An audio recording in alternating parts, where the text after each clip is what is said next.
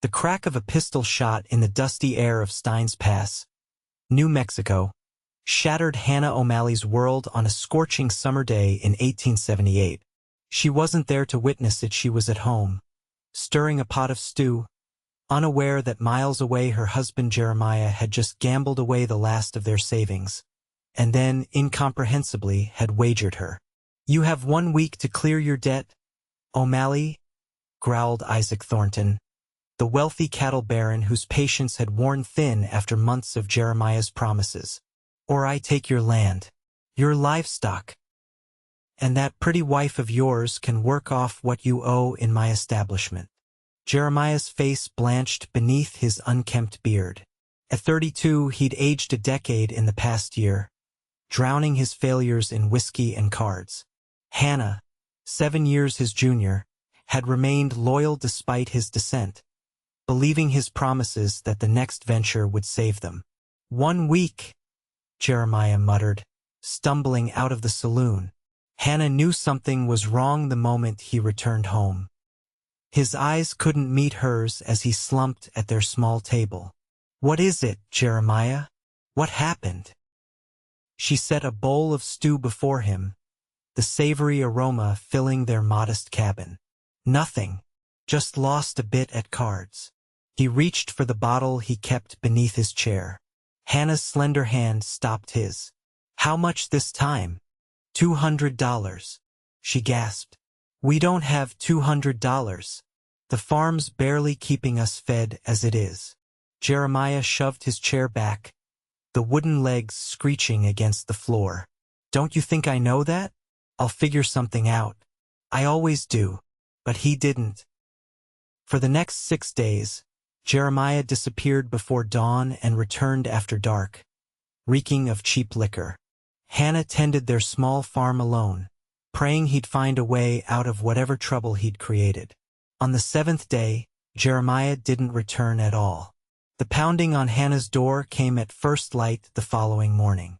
She'd been awake for hours, sick with worry, her chestnut hair pulled back in a simple braid, her dress wrinkled from sleeping in her chair by the window.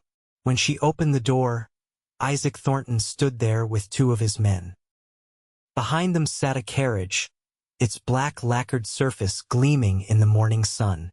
"Mrs. O'Malley." Thornton removed his hat, revealing slicked back gray hair.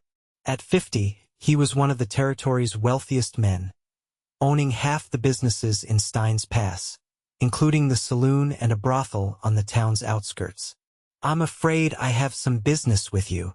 "My husband isn't here," Hannah said, her voice steady despite her racing heart.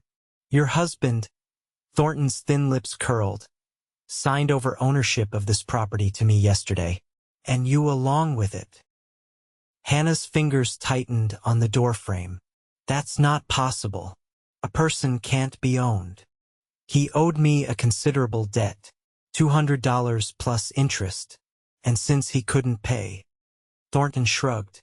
"You have 1 hour to gather your belongings. You'll be working at my establishment until his debt is cleared." "Your establishment? You mean your brothel?" Hannah's voice rose. "I will not." Thornton's smile vanished. "Your husband already took my money and fled. Unless you can repay his debt, you have no choice. The law's on my side, Mrs. O'Malley." It was then that Hannah noticed Sheriff Mills standing uncomfortably by the carriage, avoiding her gaze. "1 hour," Thornton repeated, stepping back, "or my men will drag you out with nothing but the clothes on your back." When they retreated to wait by the carriage, Hannah closed the door and pressed her forehead against it, tears burning her eyes. Her mind raced through possibilities. She had $5 hidden in a jar, a silver locket from her mother that might fetch another 10, but nowhere near enough. She had no family in the territory to turn to, no friends wealthy enough to help. With shaking hands, she packed a small bag, a change of clothes, her mother's Bible, the locket, and a photograph of her parents. As she changed into her best dress, a faded blue cotton that had once brought out the color of her eyes, she caught her reflection in the small mirror above the wash basin. At 25, her face still held youth, though worry had etched fine lines around her eyes. Eyes that now held a mixture of fear and fury. "I'll find a way out," she whispered to herself. "I will not become what he intends." But as the carriage rattled toward town, Hannah's resolve wavered. Steins Pass was a railroad town that had sprung up where the Southern Pacific cut through the new Mexican territory. Rough men outnumbered women 10-1, and Thornton's Palace, a 2-story building painted red with gaudy gilt trim, was one of the most profitable businesses in town. They didn't stop in town, though. The carriage continued past the main street, beyond the livery stable and blacksmith shop, until they reached Thornton's ranch house. A sprawling adobe structure with a wide veranda, it spoke of the wealth he'd accumulated. "You'll stay here tonight," Thornton said as he helped Hannah down from the carriage. His fingers lingered too long on her arm. "Tomorrow we'll discuss your position." That night, locked in a small but comfortable bedroom, Hannah paced until her legs ached. She tried the window, but it had been nailed shut. She examined the door lock, but had nothing to pick it with. When exhaustion finally claimed her, her dreams were filled with Jeremiah's betrayal and the leering faces of unknown men. Morning brought a knock and the entrance of a young Mexican woman carrying a breakfast tray. "I'm Rosita," she said softly, setting the tray on a small table. "Mr. Thornton asks that you eat and prepare yourself. He will come for you in 1 hour." "Please." Hannah caught the girl's arm. "Help me. I can't stay here." Rosita's dark eyes filled with sympathy. "I cannot. He would kill my brother who works in his stables." She hesitated. "But there is talk in town about your situation." "What kind of talk?" "They say Thornton boasts he will auction you tonight, to the highest bidder for 1 night, and then you work at the palace to pay off the rest." Hannah's stomach lurched. "An auction? Like I'm livestock?" Rosita nodded sadly. "It is how he humiliates those who cross him." "I'm sorry, Senora." After Rosita left, Hannah couldn't touch the food. Her mind whirled with desperate plans. She could try to seduce Thornton, convince him to let her work as a housekeeper instead. Or she could attempt escape, though where she would go with no money and no horse, she couldn't say. The hour passed too quickly. When Thornton entered, he carried a dress of emerald silk over his arm. "You'll wear this tonight," he said, laying it across the bed. "I expect you to be cooperative, Mrs. O'Malley. The more you bring at auction, the faster your husband's debt will be paid." Hannah's hands curled into fists. "And if I refuse? Then I'll have the sheriff arrest you for theft. This property and everything on it legally belongs to me now. You'd spend years in territorial prison." His cold eyes assessed her. "You're too pretty for that. Be smart." That evening, Hannah stood trembling in the emerald dress, which fit too snugly across her bosom and exposed more of her shoulders than she'd ever shown in public. Her hair had been styled by Rosita, falling in soft waves down her back. She looked like a woman she didn't recognize, and hated herself for it. The auction was to take place in the back room of Thornton's saloon. As Hannah was led through the main room, conversations died and men stared openly, some with lust, others with pity. She kept her gaze fixed ahead, chin high, though her heart hammered so loudly she was certain everyone could hear it. The back room was packed with 24 men, ranchers, cowboys, merchants, and drifters. They fell silent when Hannah entered, followed by Thornton. A small platform had been erected at one end of the room. "Gentlemen," Thornton announced, "as promised, a special auction tonight. Mrs. Hannah O'Malley, whose husband accumulated a debt of $300, Hannah's head snapped up at the inflated amount, will be available to the highest bidder for 1 evening's companionship. Bidding starts at $20.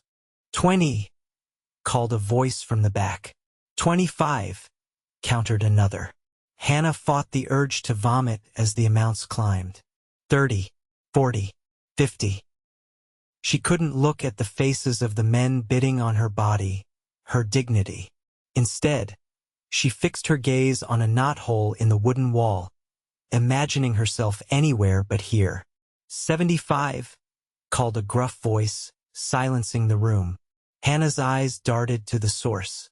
A tall man leaned against the back wall, his face shadowed by a black Stetson. He wore a long duster coat despite the heat, and even from across the room, she could sense a dangerous energy about him. 75 going once, Thornton said, clearly pleased by the high bid. 80, countered a red-faced rancher near the front. 100, the stranger said without hesitation. Silence fell. The rancher shook his head, unwilling to go higher. 100 going once, going twice. Thornton raised his gavel with a satisfied smile. $300.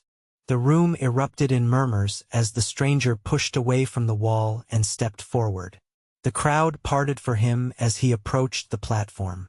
Now Hannah could see him clearly, tall and broad-shouldered, with a face tanned by the sun and eyes the color of a summer storm. A thin scar ran along his jawline, and several days' worth of stubble darkened his cheeks. He was younger than she'd first thought, perhaps 30. "Mr. Thornton," the stranger said, his voice low and controlled, "I'm offering to clear the lady's debt. In full." Thornton's smile faltered. "The auction is for a night's company, not— I understand what the auction is for," the man interrupted. "I'm making a different offer. $300 for Mrs. O'Malley's complete freedom." Hannah's breath caught. Who was this man? And why would he pay such an amount for a stranger? Thornton's eyes narrowed. "You're the gunslinger, Ethan Tucker." A ripple went through the crowd. Even Hannah had heard the name, whispered in town when a man with a lightning-fast draw had settled a dispute between two ranchers without firing a shot. Just his presence had been enough. "I am," Tucker confirmed, "and I'm offering fair payment to clear this woman's obligation." "The debt is $300, Thornton said, "but my investment includes the O'Malley property. I'm not inclined to surrender that." Tucker reached into his coat and withdrew a leather pouch. $500, then, for the debt and the property deed." He tossed the pouch onto the table in front of Thornton. The clink of gold coins silenced the room. Thornton stared at the pouch, then at Tucker, calculating. Finally, he nodded. "It seems you've outbid everyone, Mr. Tucker." He grabbed the pouch and hefted it. "But I'll need to count this first." "By all means," Tucker said. "And the deed." Thornton reached into his vest pocket and produced a folded document. "I'll sign it over once the money's counted." Tucker turned to Hannah, finally addressing her directly. "Mrs. O'Malley, if you'd prefer to wait elsewhere, this might take a few minutes." His voice was gentle, at odds with his intimidating presence. Hannah found herself nodding, eager to escape the room full of men who'd been bidding on her like cattle. Tucker escorted her to a small office adjacent to the back room. Once the door closed behind them, Hannah whirled to face him. "Why are you doing this?" she demanded. Tucker removed his hat, revealing thick dark hair in need of a trim. Up close, his eyes were even more striking steel gray with hints of blue. "Let's just say I have a particular distaste for men like Thornton," he said. "And no woman deserves what he had planned for you. So this is charity?" Hannah's pride bristled despite her desperate situation. A hint of a smile touched his lips. "Call it justice, Mrs. O'Malley. Your husband had no right to wager what wasn't his to lose. And now you've bought me instead," she said, unable to keep the bitterness from her voice. Tucker shook his head. "I haven't bought you, madam. I've purchased your debt and your property.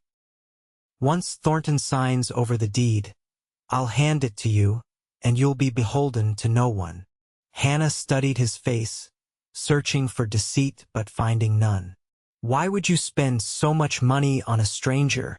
Before he could answer, the door opened and Thornton entered, his expression sour. "It's all there," he said, thrusting the signed deed at Tucker. "The property and her debt are yours." "Thank you," Tucker said, taking the document. When Thornton had gone, he turned back to Hannah. "Mrs. O'Malley, I'd be honored to escort you home." The ride back to her farm was silent. Hannah sat stiffly in Tucker's wagon, the emerald dress which she now loathed rustling with each bump in the road. The night air was cool against her bare shoulders, but she refused his offer of his coat, still uncertain of his motives. When they arrived at the small cabin she'd shared with Jeremiah, Tucker lit a lantern and built a fire in the cold hearth, while Hannah changed into her own clothes behind a screen. The simple act of putting on her familiar cotton dress restored some of her dignity. "Why did you really help me?" she asked when she emerged, toweling her hair which she'd washed to remove the fancy styling. Tucker sat at her table, the deed spread before him. "I told you, I don't abide in justice." $500 is a lot of justice, Mr. Tucker. He smiled then, transforming his stern features. "I've had some lucky streaks at cards. Figured it was time the money did some good." He pushed the deed toward her. "This is yours now."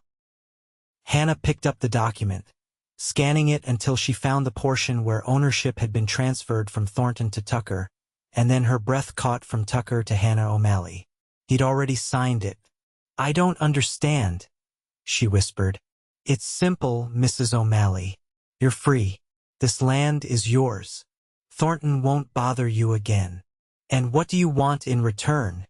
No man did something for nothing, her experience had taught her that much. Tucker stood, towering over her small kitchen. "Nothing you're not willing to give." He reached for his hat. "I'll be in town a few more days. If you need anything, supplies, protection, anything at all, I'm staying at the hotel." He moved toward the door, then paused. "Oh, and Mrs. O'Malley? You might want to consider changing the locks, in case your husband returns." With that, he was gone, leaving Hannah alone with her freedom and 100 questions. The next morning, Hannah woke to an unfamiliar feeling: hope. For the first time in years, she was truly on her own, beholden to no one. The farm was modest 20 acres, most uncleared, with a small vegetable garden, 6 chickens, and a milk cow named Bessie. Jeremiah had neglected it while pursuing get-rich-quick schemes, but Hannah had always found peace in coaxing life from the soil. She spent the day taking stock of her situation. The pantry held enough staples to last a week or two. The garden needed weeding but would yield squash, beans, and tomatoes soon. Bessie provided more milk than Hannah could use, which she could trade in town for other necessities. It wasn't much, but it was hers. As she worked in the garden, her thoughts kept returning to Ethan Tucker. Who was this gunslinger with the surprising sense of honor? Why had he really helped her? And why did the memory of his storm-gray eyes make her pulse quicken? By late afternoon, Hannah had made a decision. She owed Tucker her gratitude at minimum, perhaps some fresh eggs and milk as a token of thanks. Certainly not the $500. She'd never be able to repay that sum, but something to acknowledge his unexpected kindness. After feeding the animals and gathering a dozen eggs, Hannah hitched her wagon and set off for town. The sun was beginning to set as she reached Stein's Pass, casting long shadows between the buildings. She tied her horse at the hitching post outside the hotel, suddenly nervous. What if he misinterpreted her visit? The hotel lobby was quiet, a single clerk dozing behind the desk. He startled when Hannah approached. "Mr. Ethan Tucker, please," she said. "Could you let him know Hannah O'Malley is here to see him?" The clerk blinked at her. "Mr. Tucker checked out this morning, madam. Said he had business in Tucson." "Oh." Hannah couldn't hide her disappointment. "Did he leave any message?" "No, madam. Just paid his bill and rode out at dawn." Hannah thanked him and returned to her wagon, the basket of eggs and jug of milk on the seat beside her. She felt oddly bereft, as if she'd missed something important. The man had saved her from a terrible fate, given her back her home, and disappeared before she could even thank him properly. As she turned the wagon toward home, a commotion near the saloon caught her attention. A group of men had spilled onto the boardwalk, their voices raised in argument. Among them, Hannah recognized Isaac Thornton. "You cheated!" one man was shouting, his face flushed with anger and whiskey. "No one wins 8 hands straight without stacking the deck." "Careful with your accusations, Sanders," Thornton replied coldly. "Better men than you have regretted such words." Hannah should have driven on. Thornton was no longer her concern. But something made her rein in her horse, watching the confrontation unfold. The man named Sanders lunged at Thornton, only to be restrained by 2 others. "You've been bleeding us dry for years. First O'Malley, now me, who's next?" Thornton. At the mention of her husband, Hannah tensed. She hadn't allowed herself to think about Jeremiah's betrayal, focusing instead on survival. But now, watching another man fall victim to Thornton's schemes, anger flooded her veins. Thornton saw her then, his eyes narrowing as he took in her wagon and the goods beside her. "Well, if it isn't Mrs. O'Malley. Enjoying your freedom." His tone made the word sound dirty. Hannah lifted her chin. "I am, thank you. And it seems Mr. Sanders here might benefit from knowing exactly how you operate, Mr. Thornton." The men turned to look at her, Sanders breaking free from those holding him. "Madam?" he questioned. "Mr. Thornton has a habit of inflating debts," Hannah said clearly, loudly enough for everyone on the street to hear. "My husband owed him $200. By the time he'd finished, it was $300. Thornton's face darkened. "You'd best move along, Mrs. O'Malley. You're no longer under my protection." "I was never under your protection," Hannah retorted. "I was your prisoner, and now I'm neither." She turned to Sanders. "Check your figures, sir. And I'd suggest finding a different card game." Without waiting for a response, Hannah flicked the reins and her wagon lurched forward. She could feel Thornton's glare burning into her back, but a strange exhilaration filled her chest. For the first time since Jeremiah's betrayal, she'd stood up for herself. The feeling carried her all the way home, but as she pulled up to her cabin, her smile faded. The door stood ajar, lantern light spilling onto the porch. Hannah's first thought was of Jeremiah. Had he returned? Or was it Thornton making good on an unspoken threat? She should leave, find the sheriff. But the nearest lawman was back in town, and besides, this was her home. She wouldn't be driven from it again. Tying the horse, Hannah reached under the wagon seat for the old shotgun Jeremiah had taught her to use for snakes and predators. It was loaded with 2 shells. Taking a deep breath, she approached the cabin. "Whoever's in there, I'm armed," she called. "Come out slowly." The door creaked wider, and a tall figure filled the doorway. Hannah's finger tensed on the trigger, then relaxed as recognition dawned. "Mr. Tucker?" Ethan Tucker stepped into the moonlight, his hands raised slightly. "Mrs. O'Malley, I apologize for startling you. The hotel clerk said you'd left town," Hannah said, lowering the shotgun. "I did. Then I circled back. May I explain inside? It's not wise to linger in the open." Hannah hesitated, then nodded. She retrieved her basket and milk jug, following him into the cabin. Inside, she found Tucker had built a fire and lit several lanterns. On the table lay a map of the territory, some papers, and his gun belt. "What's going on, Mr. Tucker?" Hannah set down her goods and leaned the shotgun against the wall. Tucker ran a hand through his hair, disheveling it further. "I believe you may be in danger, Mrs. O'Malley. I've been tracking your husband." Hannah's heart skipped. "Jeremiah? You found him?" "Not yet. But I've learned he didn't flee alone. He's traveling with a man named Frank Quint. Tucker's expression was grim. Quint is wanted in 3 territories for robbery and murder. If Jeremiah's partnered with him. Jeremiah is many things, but he's not a murderer, Hannah said, though uncertainty colored her voice. After his betrayal, could she really claim to know what her husband was capable of? Perhaps not, Tucker conceded. But Quint is, and from what I've gathered, they're planning to return to Steins Pass. I believe they intend to rob Thornton Hill, have the cash from my payment, plus his regular business earnings. Hannah sank into a chair. And you think they'll come here? It would be their logical hideout after. Remote, but with supplies. Tucker sat across from her, his eyes intent. Mrs. O'Malley, I believe you should leave until this is resolved. I have a friend who runs a boarding house in Tucson. No. Hannah's voice was firm. I won't be driven from my home again. Not by Jeremiah, not by criminals, not by anyone. Tucker studied her, something like admiration flickering in his eyes. Then I'll stay and help you prepare, if you'll allow it. Hannah looked at him, this stranger who'd already done more for her than any man in her life. She should refuse. Having a man in her home, unchaperoned, would scandalize the town if anyone learned of it. But the alternative was facing Jeremiah and his dangerous companion alone. Why are you helping me, Mr. Tucker? The truth this time. Tucker was silent for a long moment. 5 years ago, I had a sister, Sarah.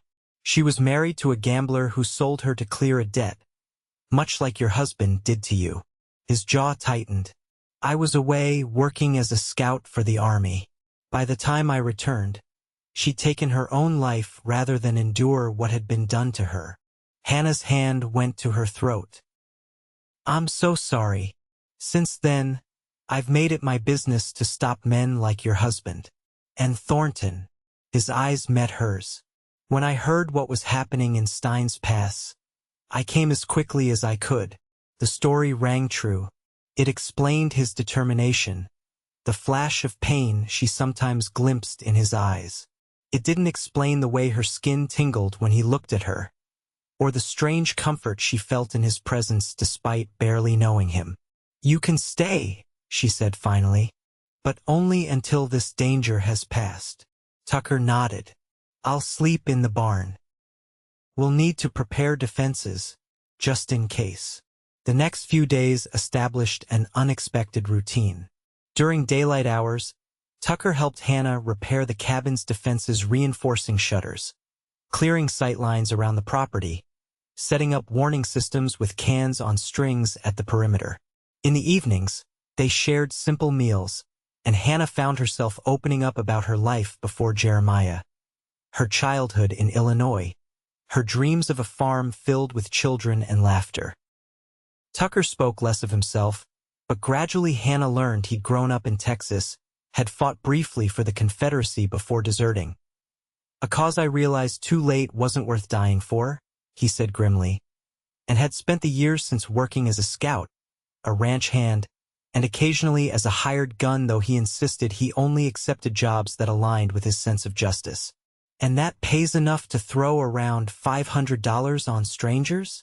Hannah asked one evening as they sat on the porch, watching the sunset paint the distant mountains purple and gold. Tucker smiled faintly. I've been fortunate at cards lately, and I've learned money means little compared to doing what's right. On the third night, as Hannah prepared for bed, she heard Tucker's footsteps pacing the porch. When she peered out, she found him staring into the darkness, his expression troubled. What is it? She asked, pulling her shawl tighter around her shoulders against the night chill. Something doesn't feel right, he murmured. It's too quiet. Hannah listened. The usual chorus of crickets and night birds had fallen silent. Get inside, Tucker said suddenly, his hand going to his holster. Lock the door behind you. Hannah didn't argue. She hurried inside, sliding the bolt Tucker had installed across the door. Through the window, she watched him melt into the shadows beside the house. For several tense minutes, nothing happened. Then a twig snapped somewhere to the east. A horse nickered softly. Tucker remained invisible in the darkness, but Hannah could feel his alertness like a physical presence. The gunshot, when it came, shattered the night. Hannah dropped to the floor as something thudded into the wall above her. Outside, men shouted. More shots rang out. Hannah crawled to where the shotgun leaned against the wall, her hands shaking as she checked that it was loaded. A figure appeared at the window. She raised the gun, then lowered it as Tucker's face came into view. He gestured urgently for her to stay down, then disappeared again. 2 more shots, then silence. Minutes stretched like hours. Hannah remained crouched by the wall, the shotgun ready, her heart hammering against her ribs.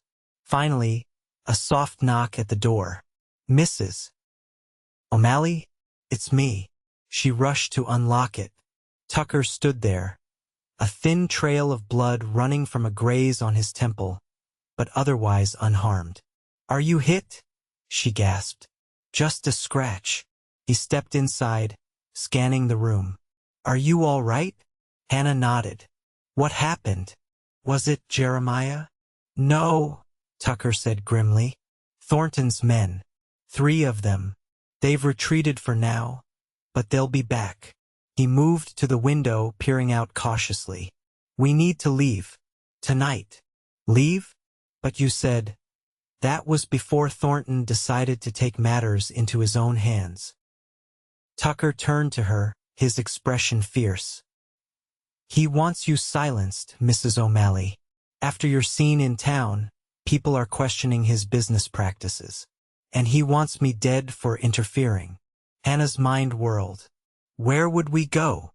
I have a cabin, about a day's ride from here in the hills. We can hide there until I figure out our next move." Tucker began gathering supplies: ammunition, food, canteens. "Pack only what you need. We travel light and fast." Hannah hesitated only briefly before moving to collect her few valuables and necessary clothing. As she stuffed items into a saddlebag, a wave of déjà vu swept over her. Hadn't she just done this? Fleeing one danger only to face another? But this time was different. This time she was choosing to leave, with a man who'd risked his life to protect her.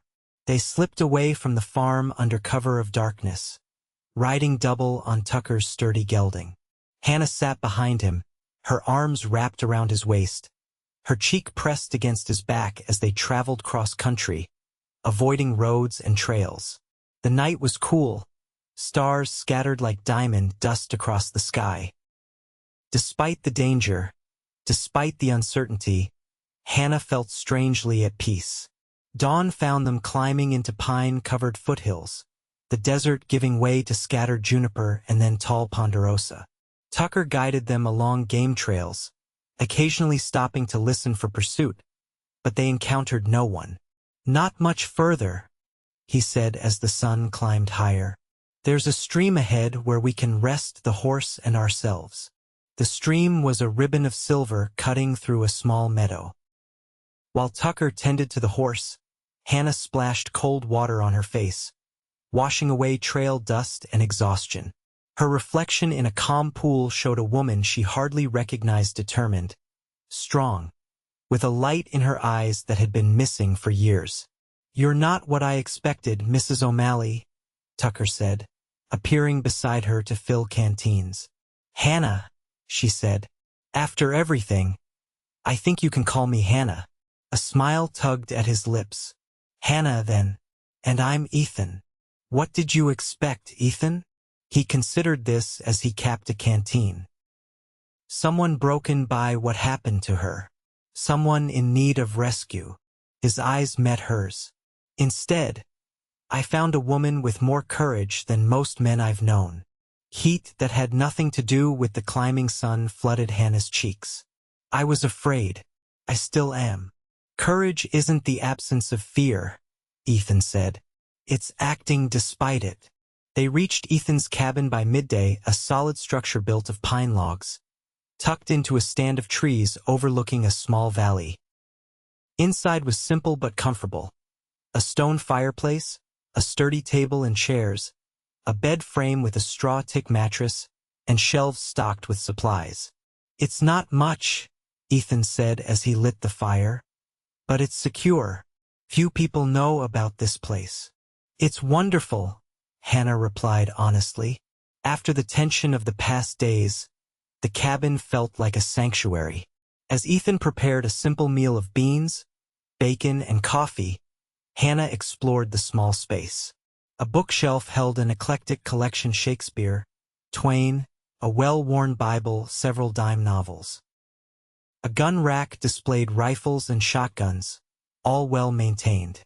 On a small table near the bed sat a photograph in a silver frame, a young woman with Ethan's eyes and a gentle smile. "Your sister?" Hannah asked, not touching it. Ethan nodded, his back to her as he stirred the beans. "Sarah. That was taken a month before her wedding. She was beautiful. She was kind," Ethan said softly. "She saw the good in everyone, even her worthless husband, until the end." Hannah set the photograph down carefully. "What will happen now? We can't stay hidden forever." "No," Ethan agreed, turning from the fire. "But we can stay until I deal with Thornton and find your husband." "And how exactly do you plan to deal with them?" Ethan's expression hardened. "Thornton sent men to kill us. That's attempted murder. Even in a place like Steins Pass, the law takes that seriously." As for Jeremiah, he hesitated. "You don't need to protect me, Ethan. Tell me what you know." "There was a bank robbery in Lordsburg 2 days ago. The teller was killed. Witnesses described 2 men matching Jeremiah and Quint's descriptions." Hannah sat heavily on a chair, the air leaving her lungs. "Jeremiah? Involved in murder? The teller was shot when he tried to raise the alarm. It may have been Quint who pulled the trigger, but your husband was there." Ethan's voice was gentle but firm. "Hannah, you need to accept that the man you married is gone. Whatever decency he might have once had has been consumed by his greed and cowardice." Tears burned behind Hannah's eyes, but she blinked them away. Not for Jeremiah, she'd already mourned the man she thought she'd married, but for the death of the last illusions she'd harbored about him. "I accept it," she said finally. "What I don't accept is hiding while other people fight my battles. If we're going after Thornton and Jeremiah, we go together." Ethan studied her face, then slowly nodded. "Together, then. But we plan carefully. No unnecessary risks." They spent 3 days at the cabin, resting and strategizing. Ethan taught Hannah to shoot his revolver, improving on the basic skills she already had with the shotgun. They practiced quick draws and firing from cover, using pine cones as targets. "You're a natural," Ethan said after she hit 6 targets in succession. "Steady hands." "Farm work," Hannah replied, but she couldn't suppress a smile at his praise. In the evenings, they sat before the fire, talking long into the night. Hannah found herself sharing things she'd never told anyone: her disappointment when she and Jeremiah hadn't been able to conceive a child, her loneliness during his frequent absences, her secret dream of someday opening a school for the children of Steins Pass. Ethan spoke of his years drifting after Sarah's death, seeking purpose beyond revenge. He described the beauty of the territories he'd traversed, from the red rock canyons of Utah to the lush valleys of California. And gradually, he revealed the pain that had shaped him: the loss of his parents to cholera when he was 16, his disillusionment during the war, the guilt he carried over not being there when Sarah needed him. "You can't blame yourself," Hannah said one night, as they sat side by side on the cabin's small porch, watching stars emerge. "You couldn't have known what would happen." "I knew what kind of man her husband was," Ethan replied, his profile sharp in the fading light. "I should have taken her away from him before I left." Hannah's hand found his in the darkness. We can't change the past. Only learn from it. Ethan's fingers tightened around hers. Is that what you're doing? Learning from Jeremiah. I'm trying, she admitted. I ignored signs I should have seen. His temper, his recklessness, the way he blamed others for his failures. She looked up at the vast sky. I won't make that mistake again. On the fourth morning, as Hannah prepared breakfast, Ethan entered from outside with a troubled expression. Smoke to the south, he said. Someone's camped within a few miles of here. Hannah's hand stilled on the coffee pot. Thornton's men. Possibly. Or it could be Jeremiah and Quint. Either way, we need to move. Ethan began gathering their essentials. I've been thinking. Our best approach is to return to Steins Pass, but not to your farm. We'll go straight to Sheriff Mills with what we know. Will he help? He stood by while Thornton tried to auction me off. Mills isn't corrupt, just cautious. With evidence of attempted murder and links to the Lordsburg robbery, he'll have to act. Ethan checked his gun, then slid it into his holster. We leave in 10 minutes. Be ready. They departed in a light rain, the moisture muffling the sound of the horses' hooves as they picked their way down from the hills. By midday, they'd reached flatter terrain, the desert stretching before them. The rain had stopped, leaving the air fresh and the ground firm enough for faster travel. We'll reach Steins Pass by nightfall if we maintain this pace, Ethan said as they paused to rest the horse. We can approach from the north. Avoid being seen until we reach the sheriff's office. Hannah nodded, scanning the horizon. Something caught her eye, a smudge of dust to the east, moving parallel to their route. Ethan, she said quietly, pointing.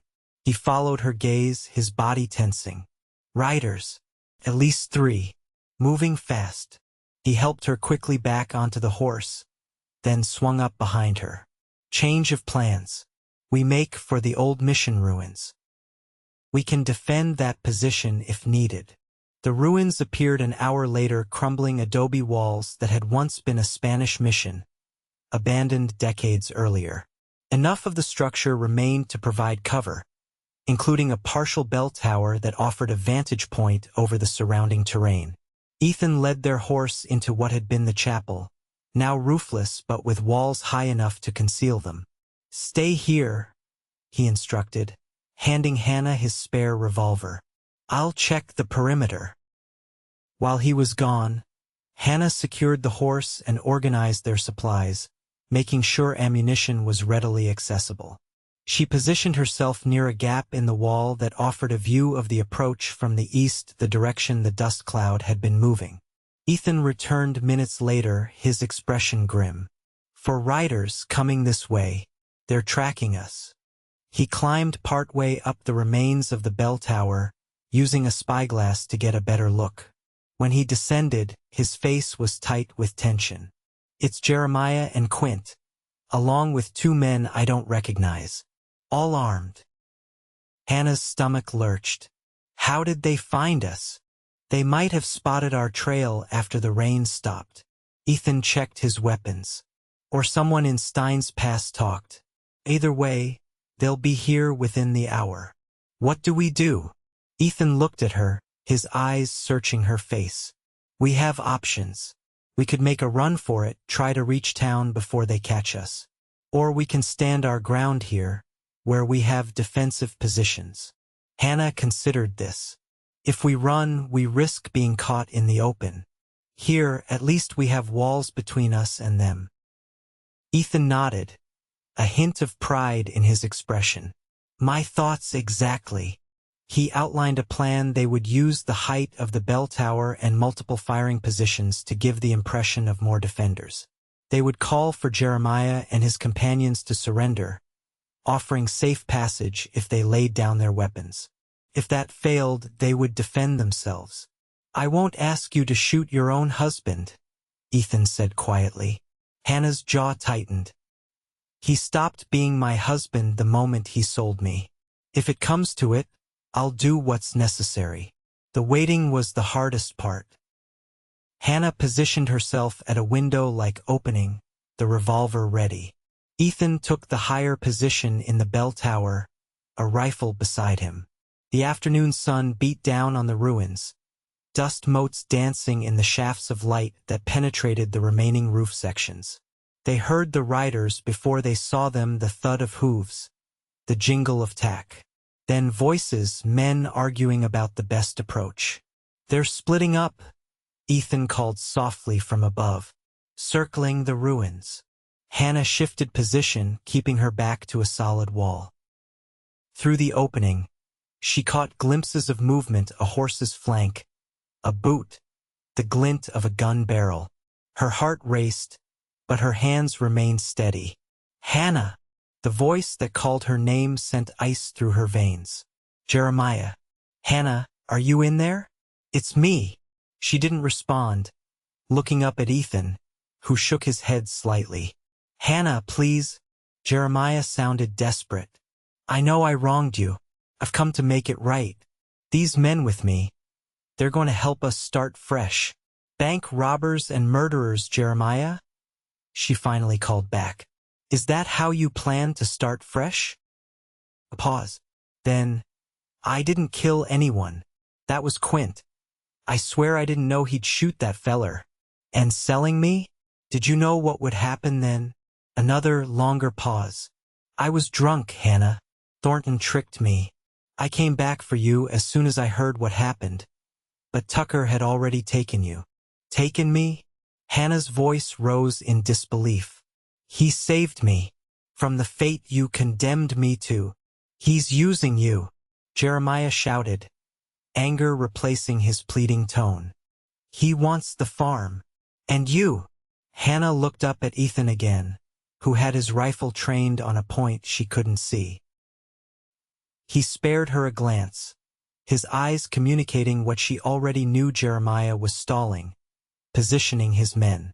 "The only person who used me was you," Hannah called back, her voice steady now. "Surrender, Jeremiah. Tell your men to throw down their weapons. Sheriff Mills will ensure you get a fair trial." Harsh laughter answered her, a different voice, deeper than Jeremiah's. "Ain't no fair trial for bank robbery in these parts, lady. Just a short drop and a sudden stop." "That's Quint," Ethan murmured from above. "Front right corner. Last chance," Hannah called. "Surrender now." The gunshot that answered her blew splinters from the wood beside the opening where she knelt. Hannah ducked lower, then raised her revolver and fired back, aiming for the spot where she'd seen movement. A cry of pain told her she'd hit something or someone. After that, the world exploded into noise and confusion. Gunfire erupted from multiple directions. Ethan's rifle cracked from the bell tower. Hannah moved between positions, firing when she had a clear shot, conserving ammunition. Smoke filled the chapel space, acrid and choking. Through a gap in the wall, she saw one of the unknown men fall, clutching his chest. Ethan had hit him. The others continued firing, bullets thudding into adobe and wood around them. "Hannah!" Ethan's voice cut through the din. "Reload. Then cover the eastern entrance. They're trying to flank us." She did as instructed, her fingers working quickly to load fresh cartridges. As she moved toward the eastern side of the ruins, a shadow fell across the opening there. Hannah raised her gun and found herself staring into Jeremiah's face. He had changed in the weeks since she'd last seen him. His face was thinner, his beard unkempt, his eyes wild. The man she had once loved was gone, replaced by a desperate stranger. In his hand was a revolver, pointed at her heart. "Hannah," he said, his voice tight, "come with me now. We can still get away." "No, Jeremiah." She kept her gun leveled at him. "It's over." "He's bewitched you," Jeremiah hissed. "That gunslinger. Well, you're still my wife and you'll do as I say." He reached for her with his free hand. Hannah stepped back out of his reach. "I'm not your property, Jeremiah. You sold that right when you sold me to Thornton." Rage contorted his features. "You ungrateful. Drop the gun, O'Malley." Ethan's voice came from behind Hannah, cold as steel. Jeremiah's eyes flicked over her shoulder, his gun hand wavering. For a heartbeat, Hannah thought he might comply. Then his face hardened, and he swung his revolver toward the new threat. 2 shots rang out simultaneously, Ethan's from behind her, and Hannah's own. Jeremiah staggered backward, a look of shock on his face. His gun clattered to the ground as he pressed his hands to his chest, where blood bloomed like a crimson flower. His eyes found Hannah's one last time before he collapsed. Hannah lowered her gun, a strange numbness spreading through her. She had just shot her husband. Even knowing what he had become, even after all he'd done, the reality of it was staggering. Ethan moved past her, checking Jeremiah for signs of life, then shaking his head. "He's gone." He turned to her, concern etching his features. "Hannah, I'm all right," she said automatically, though she wasn't sure if it was true. "The others. One dead, one wounded and captured." "Quint is," a shot cracked from outside, the bullet whining past them. "Still out there," Ethan finished grimly. He pulled Hannah behind a wall, shielding her with his body. "Stay here. I'll circle around and—" "No." Hannah gripped his arm. "We stay together, remember? No unnecessary risks." Ethan hesitated, then nodded. "Together, then, but follow my lead." They moved carefully through the ruins, staying low, communicating with hand signals. Quint had gone silent, which concerned Hannah more than his shooting. Wounded predators were the most dangerous kind. They had nearly reached the western wall when a board creaked behind them. Ethan spun, pushing Hannah aside as a shot rang out. He returned fire, but his movement was sluggish, and Hannah saw with horror that blood was spreading across his left shoulder. "Ethan, I'm all right," he grunted, though his face had gone pale. "Find cover." Before she could move, Quint emerged from the shadows, a tall, gaunt man with a face like carved granite and cold, empty eyes. His gun was trained on Ethan, who had slumped against a wall, his own weapon still raised but wavering.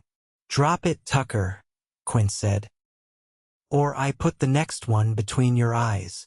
Hannah stood frozen, her revolver at her side, momentarily forgotten by both men. She could see Ethan calculating, knew he was wounded too badly to shoot accurately but unwilling to surrender. "Quint," she said, drawing his attention. "It's over. Jeremiah's dead. The others are dead or captured. Surrender now, and you might live to stand trial." Quint's thin lips stretched in a humorless smile. "I ain't hanging for no bank teller, lady. Now shut your mouth while I decide whether to kill you quick or take you with me as insurance." In that moment, Hannah made her decision. As Quint's attention shifted back to Ethan, she raised her revolver and fired. The bullet caught Quint in the side, spinning him around. His gun discharged into the ceiling as he fell.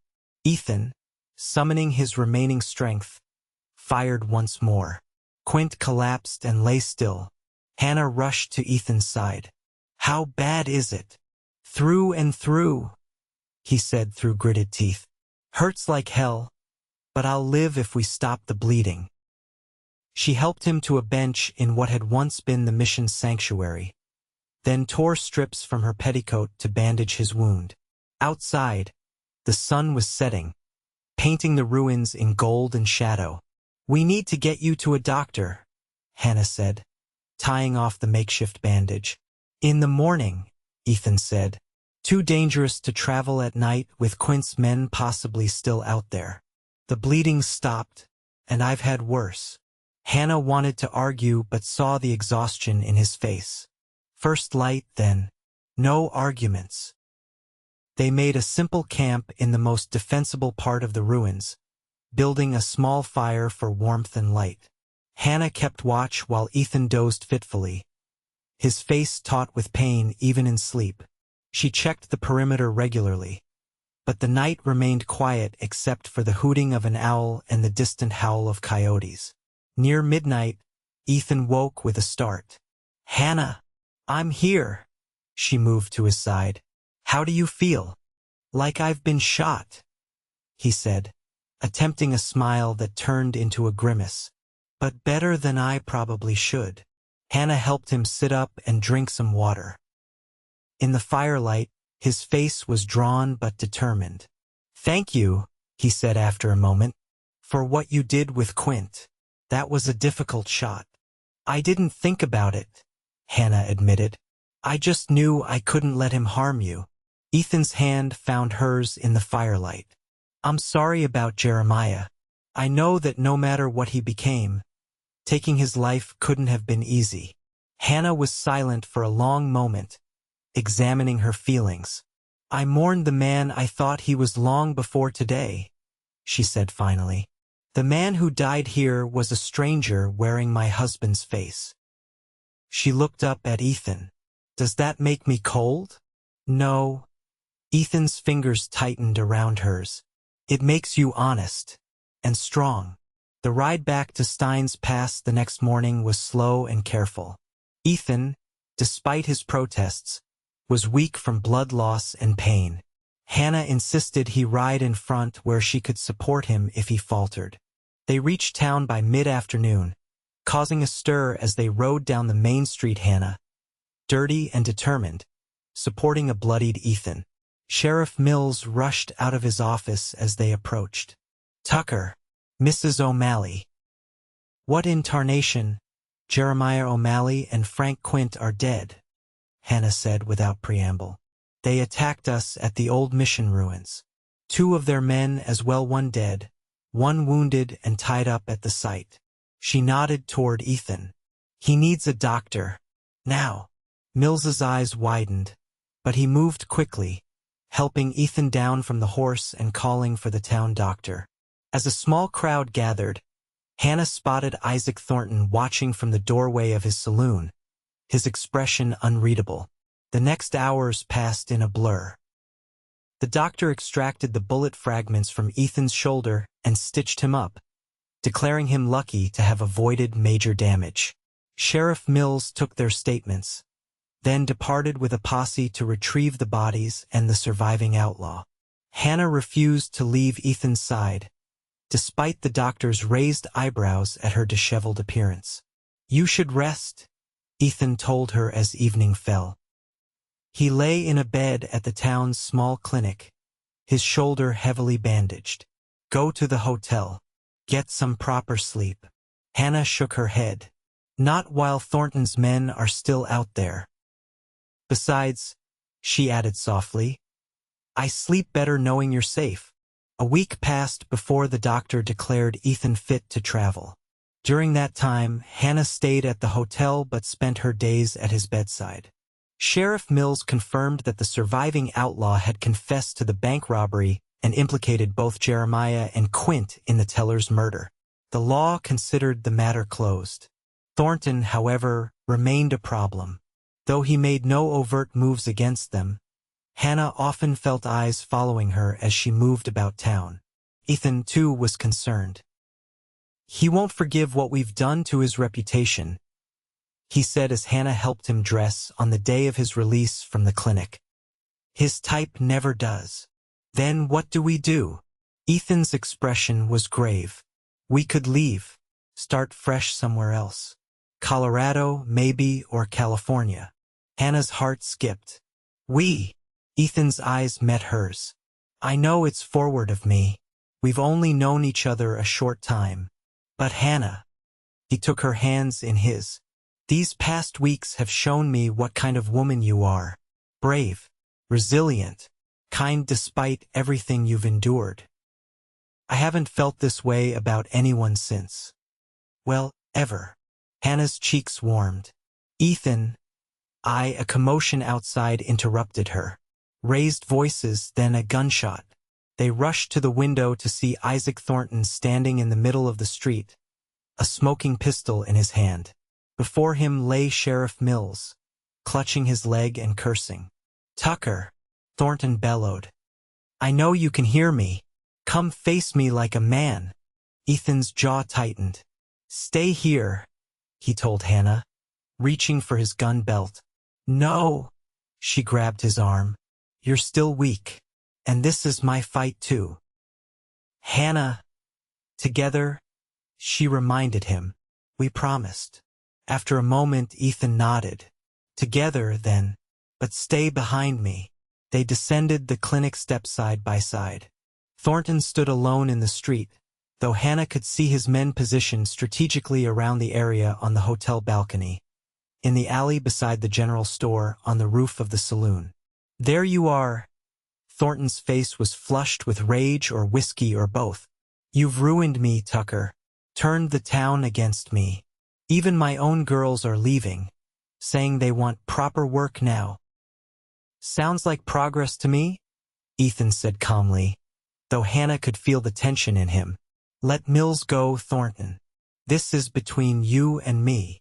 And the whore. Thornton spat. Is she between us too? Hannah stepped forward, ignoring Ethan's attempt to keep her back. My name is Hannah O'Malley, and I'm no one's whore, Mr. Thornton. I'm a free woman who owns her own land. And I'll thank you to remember that. Thornton's face contorted. Uppity bitch. I should have, that's enough. Cut in a new voice. Hannah turned to see Mayor Hollister approaching from the direction of his office, flanked by several townsmen. Thornton, you've shot our sheriff. Drop your weapon before things get worse for you. Thornton swung his gun toward the newcomers, his expression wild. Stay back. This town was mine before any of you arrived, and it'll be mine again. No, Mayor Hollister said firmly. Steins Pass has tolerated your kind too long.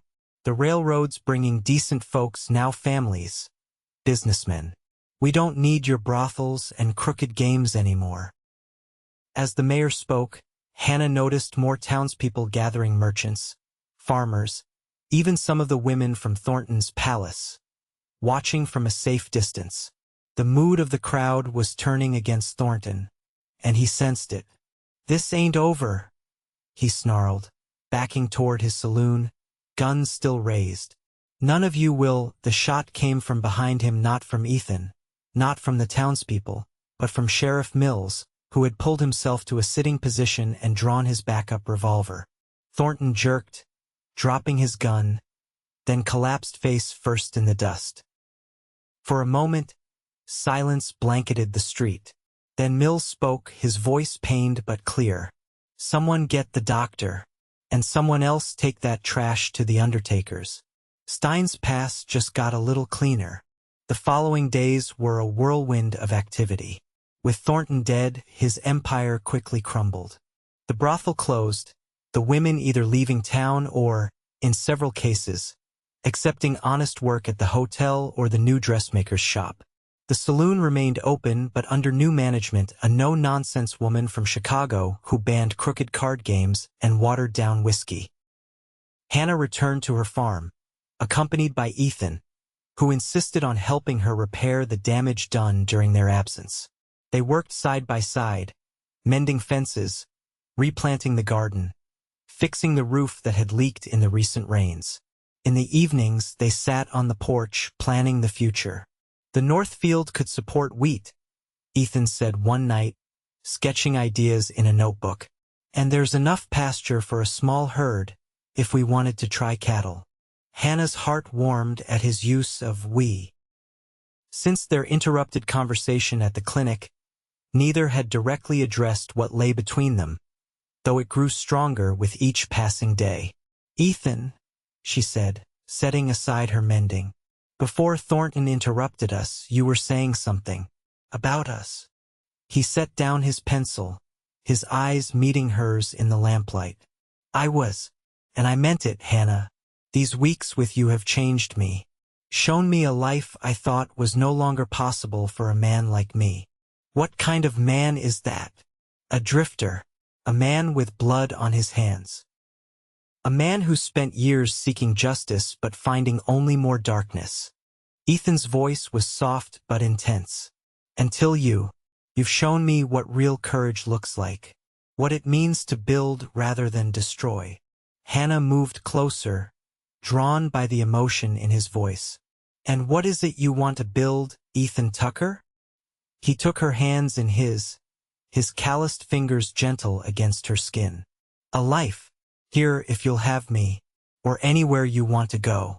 I love you, Hannah O'Malley.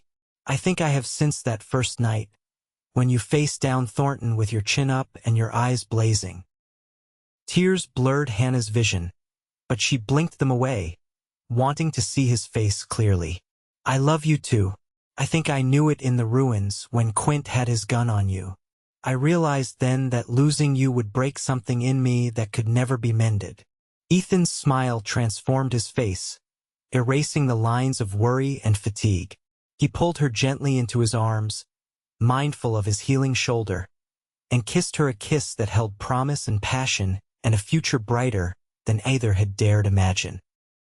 2 months later, on a crisp October morning, Hannah stood on the porch of her cabin, their cabin now, and watched Ethan work with the 2 new horses he'd bought in Tucson. The farm was transforming under their joint care. New fencing enclosed expanded fields. A chicken coop housed 3 dozen laying hens, and the foundation was laid for an addition to the cabin. Mayor Hollister had approached Hannah about starting a small school in town, recognizing her education and gentle way with the children. She'd accepted, planning to teach 3 days a week while continuing to work the farm with Ethan. As she watched him now, strong and sure in the morning light, Hannah marveled at how much had changed in just a few months. From the depths of betrayal and fear, she had found not just safety but joy, not just a protector but a partner.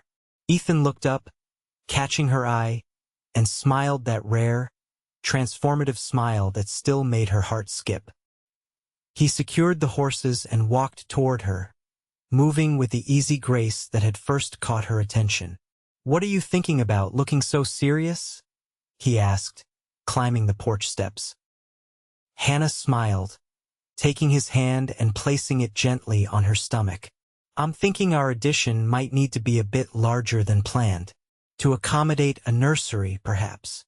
Ethan's eyes widened, then filled with such tender joy that Hannah felt tears prick her own.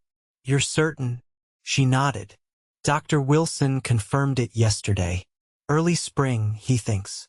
Ethan gathered her carefully in his arms, his voice thick with emotion. "I never thought. After Sarah, I never imagined I'd have a family again." "Not just a family," Hannah said, reaching up to touch his beloved face. "A home." As the sun climbed higher over Steins Pass, painting the desert in gold and promise, Ethan kissed his wife, the woman who had taught him that sometimes the greatest act of courage was not facing down enemies, but opening one's heart to love. 5 years later, Hannah sat at the new piano in their expanded home, watching her husband wrestle playfully with their children on the hearthrug. Four-year-old Thomas, named for Ethan's father, shrieked with laughter as Ethan tickled him, while 2-year-old Sarah clung to her father's back, her dark curls bouncing. The farm had prospered beyond their hopes. With Ethan's strength and Hannah's careful management, they now employed 3 hands to help with the growing herd of cattle and expanded crops. The small school Hannah had started in town had grown to 2 rooms, with another teacher joining her 3 days a week. Life wasn't without challenges. Drought had threatened their 2nd year, and a band of rustlers had briefly caused trouble the previous spring. But together, they faced each obstacle with the same determination that had carried them through those first dangerous days. "Mama, play the song," Thomas called, escaping his father's grasp to run to the piano. "The one about the cowboy." Hannah smiled and began to play, her fingers finding the familiar tune of a ballad Ethan had taught her, a song about a lonesome cowboy who found his heart's desire under the western sky. As she played, Ethan gathered Sarah in his arms and came to sit beside her on the bench, his shoulder warm against hers. 5 years, he murmured as the children sang along, slightly off-key but enthusiastic. "Best 5 years of my life." Hannah turned her head to kiss him softly. With many more to come, Mr. Tucker. Outside, the sunset painted the New Mexico sky in shades of gold and crimson, stretching to forever over the land they had claimed not just with papers and deeds, but with love and courage and the hard work of building a future from the ashes of the past. And as night fell over Steins Pass, stars scattered like diamond dust across the endless sky, the light from the Tucker farmhouse shone like a beacon, a reminder that even in the wildest places, even after the darkest betrayals, love could take root and flourish, stronger than any storm.